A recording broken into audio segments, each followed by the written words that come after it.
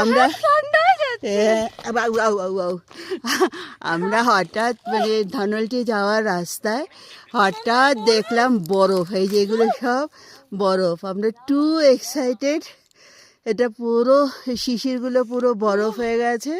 রীতিশা প্রচণ্ড এক্সাইটেড, উল্টো পড়ে যাচ্ছে, কোনো কোনো পার্টে পড়ে আছে। এবার রানাও দৌড়চ্ছে।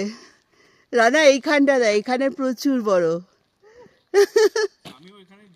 হ্যাঁ, এটা পুরো শিশির জমে গেছে। হ্যাঁ, শিশির হয়ে জমে গেছে। কালকে এরকমই হবে। হ্যাঁ, এই বৃষ্টি হলেও মানে বরফ হয়ে যেতে পারে। কত টেম্পারেচার?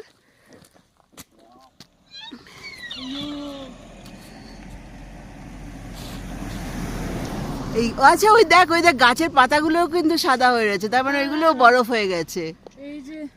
ওই যে ওপরেও বরফ। এই পাপাটা কি রে, বেরোচ্ছে না? পাপা বেরোলো না, অদ্ভুত। বাহ, এই দেখো একটা বড়